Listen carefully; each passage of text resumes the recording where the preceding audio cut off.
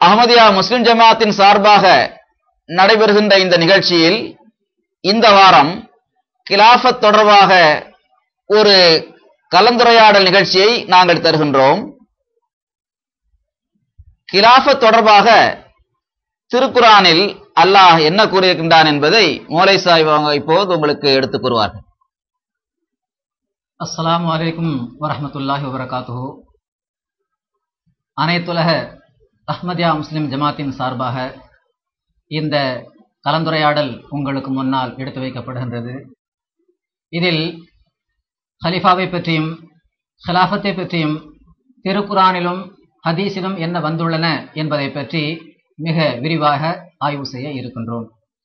இந்த அடிப்படையில் இந்த ஹலிஃபா என்ற சொல்லை திருக்குரானில் நாம் ஆய்வு செய்கின்ற போது திருக்குரானில் ஏறக்குறைய இந்த ஹலிஃபா என்ற சொல் 14 இடங்களில் வந்திருக்கின்றன.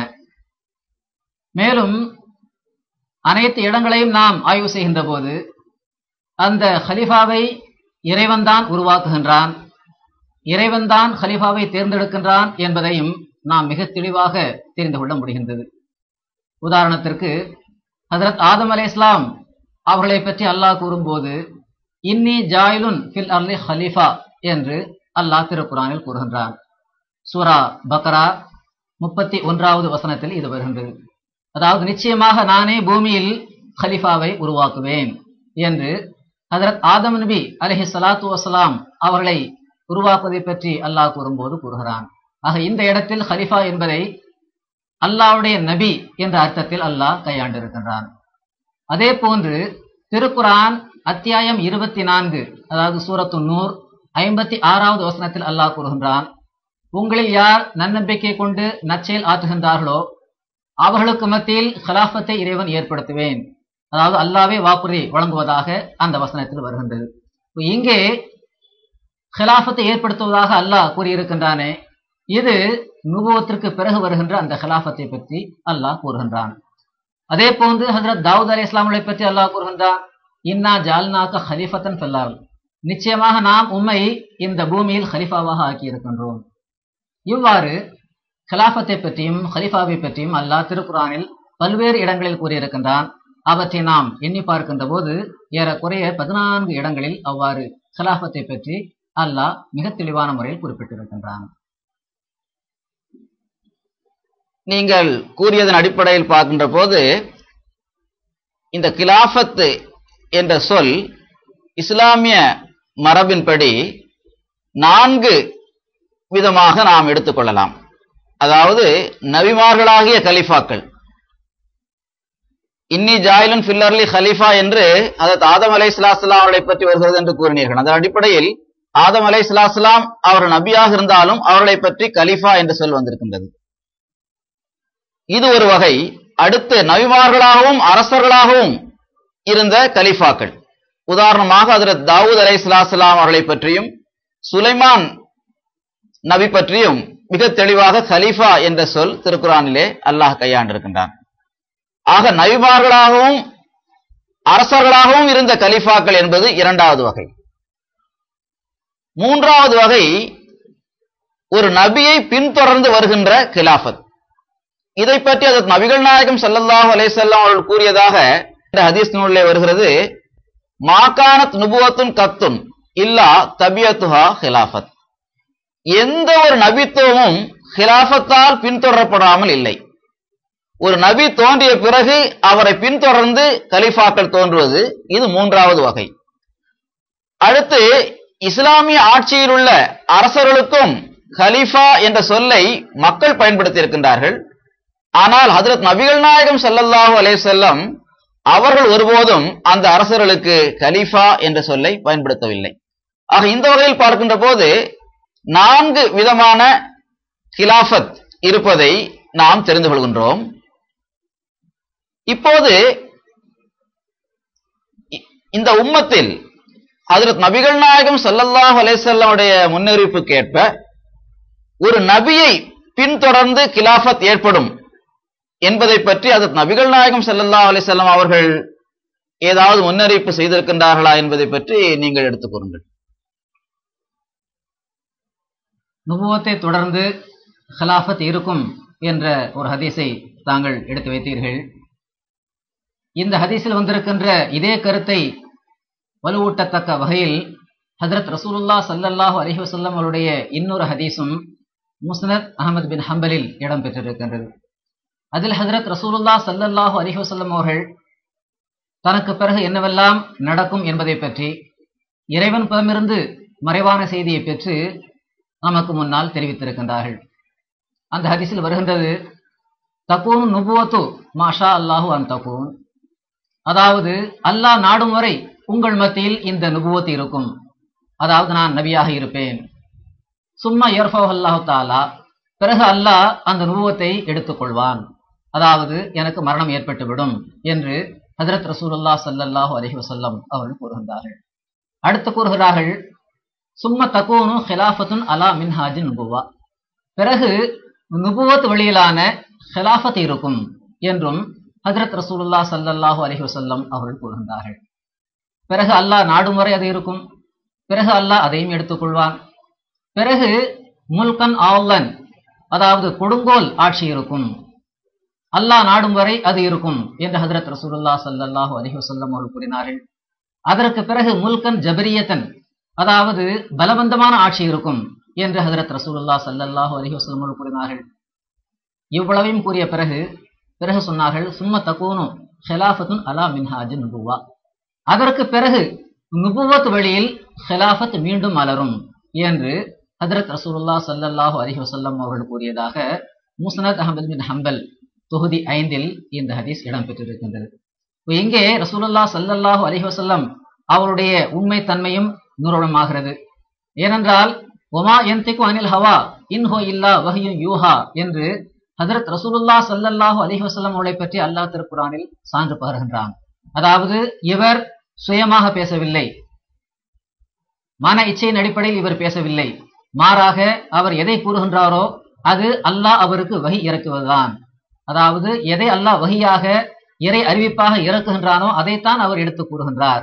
மறைவான செய்தியை அந்த அடிப்படையில் தான் இவர் கூறுகின்றார் என்று ஹஜ்ரத் ரசூலுல்லாஹ் ஸல்லல்லாஹு அலைஹி வஸல்லம் அவர்களை பற்றி அல்லாஹ் சான்று பகர்கின்றான் திருக்குர்ஆனில்.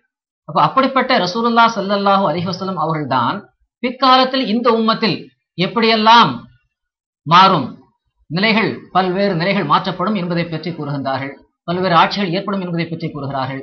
அதில் கூறும்போது குறிப்பாக எனக்கு பிறகு நுபுவத் வழியில் ஹிலாஃபத் ஏற்படும் என்று சொன்ன பிறகு அதே மாதிரி பிற்காலத்திலும் நுபுவத் வழியில் ஹிலாஃபத் ஏற்படும் என்றும் ஹஜ்ரத் நபிகள் நாயகம் ஸல்லல்லாஹு அலைஹி வஸல்லம் அவர்கள் மிக தெளிவான முறையில் கூறியிருக்கின்றார்கள்.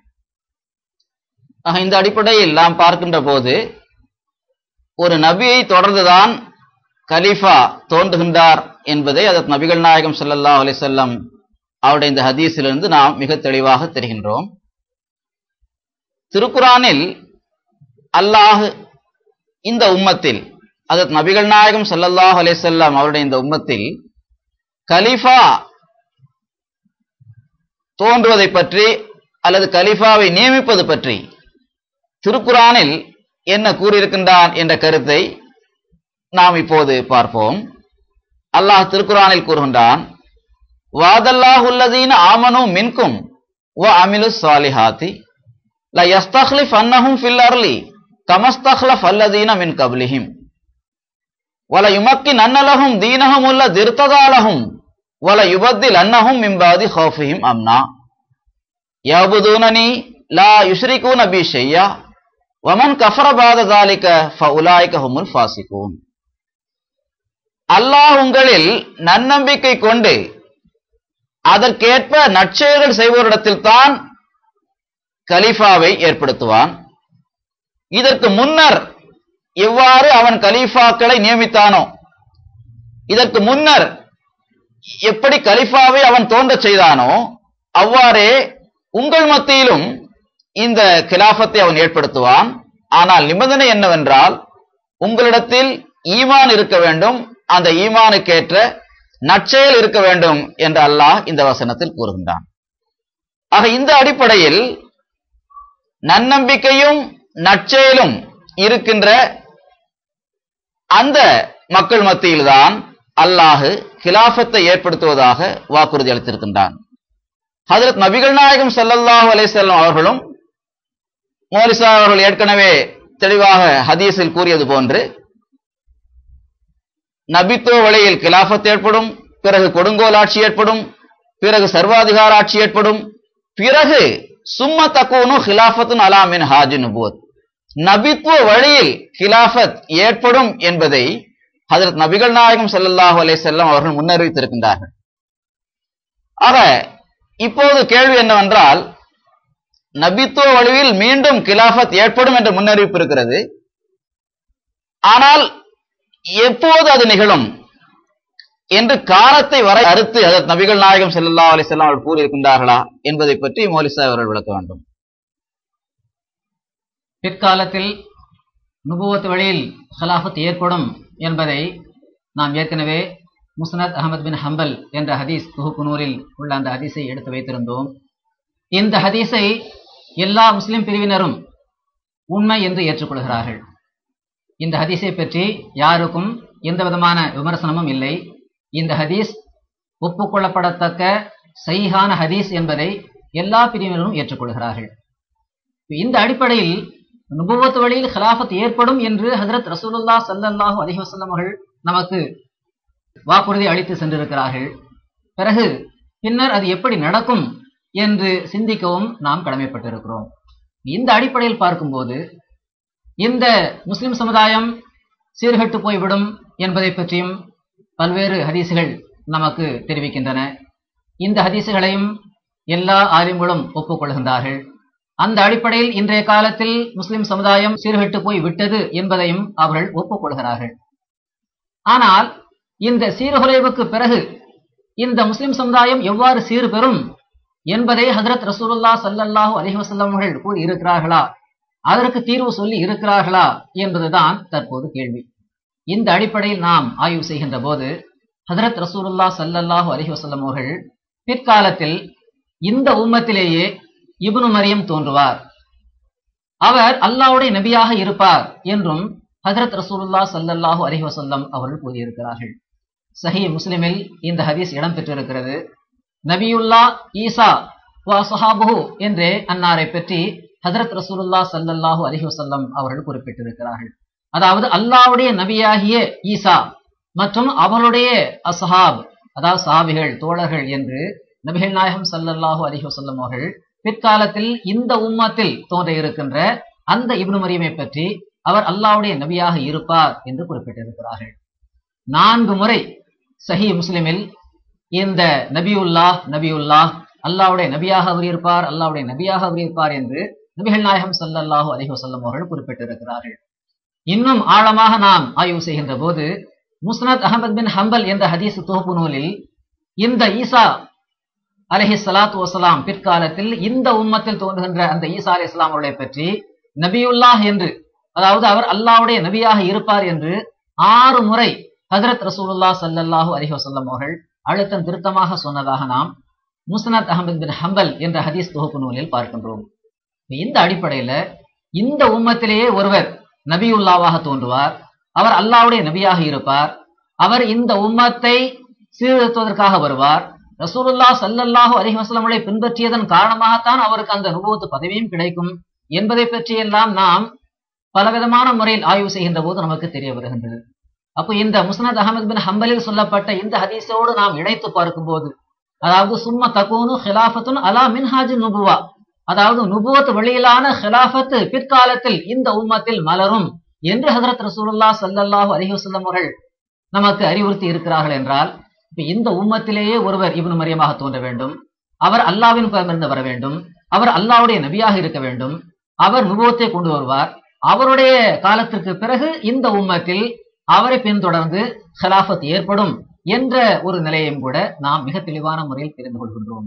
அது மட்டுமல்லாமல் லா நபிய பாதி, எனக்கு பிறகு நபி இல்லை என்ற ஒரு ஹதீஸ் இருக்கிறதே என்று கூட சிலர் ஆட்சேபனை வைக்கலாம், ஒரு கருத்தை ஒரு ஆட்சேபனையாக எடுத்துக் கூறலாம்.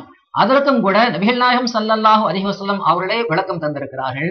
அந்த எனக்கு பிறகு நபி இல்லை என்பது எதுவரை என்பதையும் காலத்தை அறுதியிட்டு கூறியிருக்கிறார்கள்.